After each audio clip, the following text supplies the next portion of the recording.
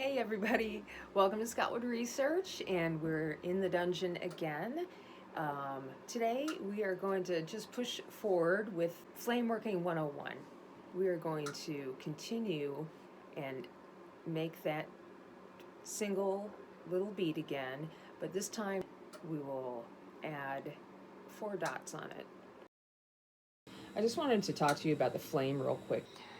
You never want the glass to get too close to the cones, or your glass will boil and melt and it will discolor and look horrible.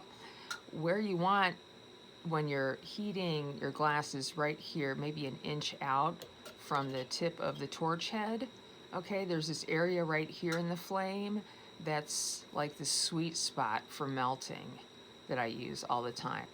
This area out here is great for just keeping things warm as you're getting glass ready to add to whatever you're making. Okay, so I'm going to use this footage here. I took it on a GoPro 7 that was lent to us by Patrick's nephew. I call him Cousin Chris. And the footage that I'm getting, the quality is just unbelievably exceptional. So we're gonna just work with this while I have the camera. And what I'm doing here is just laying down my first bead. And it's a little sloppy. I have some bubbles that I have to pop. Sometimes you get little tiny bubbles. If your mandrel is not fully hot enough, it will gas off. So you want to pop those, and then what I'll do is just add a couple of wraps of this color. And the color that I'm using right now is a papaya. It's effetry number 591430-FUN, F-U-N. And this is a really beautiful color. I just don't use it enough, but I thought it would look great for this footage. Especially as you see how I'm turning the glass, I'm always turning the wheel underneath the flame and adding the glass on top of it. And now I'm just giving it a little bit of heat on both sides. My other camera is on top of this janky lamp over there, and I was filming as well from the top, but I just kept having to, it was kind of a burden to move around that. So now that our bead is nice, hot, and round, you just keep turning it until you start to get some color back into it, and it gets a little cooler. Now, let's make that bead a little bigger. It's always good to make a bead and then add to it, instead of making this humongous disc and it flopping all over you. So I'm just heating. You notice my glass is being fed right through the heat, and then underneath that heat, I'm adding it to the disc that is below the flame. And I'm always adding it like I'm rolling away. You always add the glass one way. But once that glass is on the mandrel, you can roll backwards and forwards, not a problem. So I'm just heating this up, and again, making it nice and round, just riding the top of that flame. And once I see the shape that I like, it will continue to move if you're not careful. So as it's cooling, you're also turning to make sure everything stays on center. And as that cools down, I'm going to come in with this awesome green and start to add some dots. And you notice I'm just heating up a little bit, and I'm going to add right onto the bead. If I can get my hands in the right position, I have to go into second position for this. I'm going to add straight down into the side of the flame, and then I will let that cool down for a second.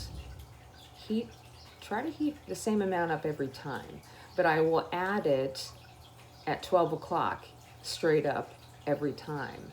So after I lay my dot down, I let it cool just for a few seconds, and then I'll turn it towards me, and then I'll add the one straight up on top of that, which would be 12 o'clock again.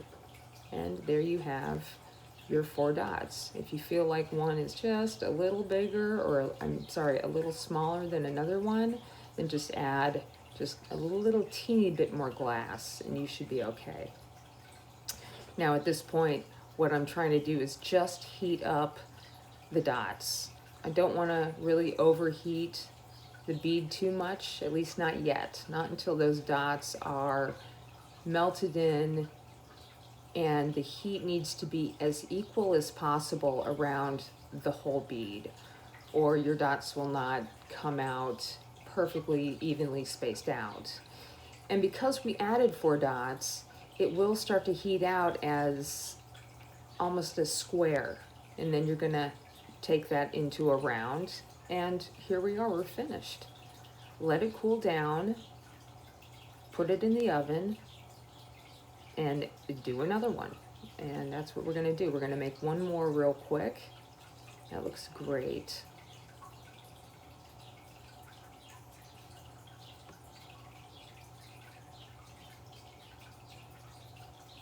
So this footage I had to take from the top camera, which you'll see a difference in the quality of the footage, but I just didn't have enough room on the other camera to do the 2 beads that I wanted to do. So this is kind of interesting. This is done on my my iPhone. And the color that I'm going to be using here is Marmo Verde. It's a green mar, effetry number 591289, and it is just a really lovely, you know, light, pale, opaque green. And I'm just adding my wraps nice and slowly. This is all done in real time. These 101 videos I like to do in real time because the other ones I think are a little too fast to comprehend exactly what I'm doing. But I'm slowly adding this glass. You notice I haven't heated up the disc yet because every time I add glass, it's warming up what I just laid down. But you never want to get it too big. Again, if you want to make it bigger, you know, 4 or 5 wraps, and then here we see I'm melting it down, and the camera shifting around too as I'm trying to move around it. And you notice how the difference is in the quality right here, especially in the video. So now it's nice and round. This is one of those developing colors that will clear up when it's hot, and then as it cools, the color will solidify and you'll be able to see it again. I just think that is so cool. I never get tired of it. Okay, so now let's use that opposing color again, the papaya. And this is kind of a good angle to see the dots being done, because you notice that my bead is on the side of the flame. It's not under the flame, it's just on the side, but very close to the flame. So then once I'm finished, I can cut it in the middle of the flame. I just kind of push down, lift up, take it over, and cast off. And I'm doing all these dots at the 12 o'clock position again that we discussed in that last little video, or that last demo. Okay, last dot to go. And take your time making these dots, especially if you're making larger ones. 4 dots on a bead. If you can get this down, you're doing really well, especially if you can get it down to where all the dots are the same size and the same width apart. I would practice this over and over again. I've made hundreds and hundreds of these, probably more. And you should too. There's so much you can do with these beads. And now all I'm doing here is rounding it out and letting it cool down now. And as soon as that cools and solidifies enough, I'll put it in the annealer and we'll be done with that second bead. Yay, look at that, it's awesome.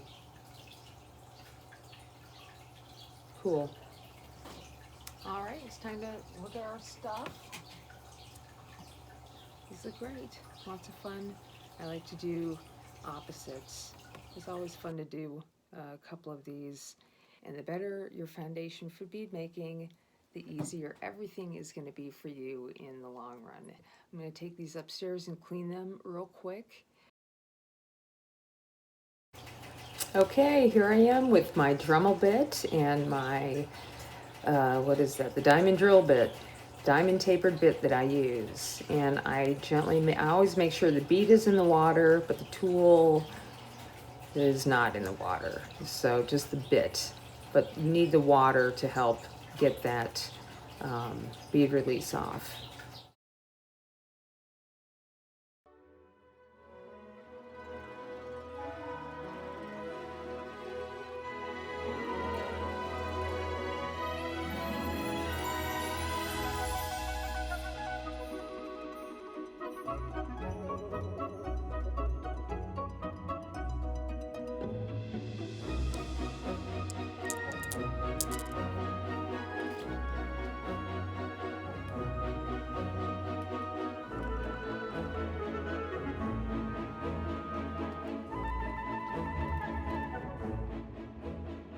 There's our first bead with 4 dots.